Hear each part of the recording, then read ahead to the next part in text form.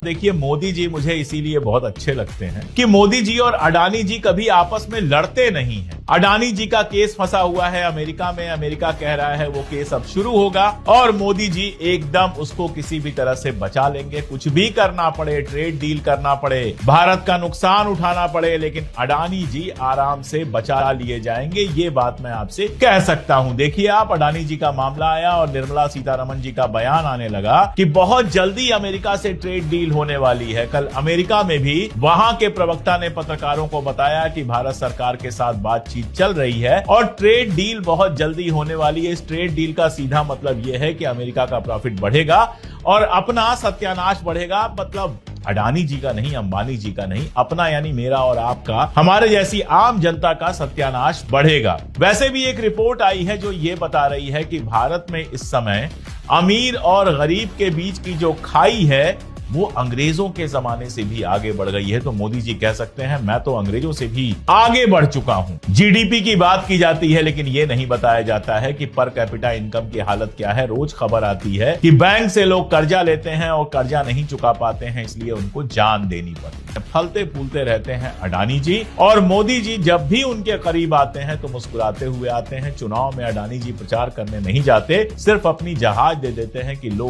घूमो और चुनाव प्रचार करो।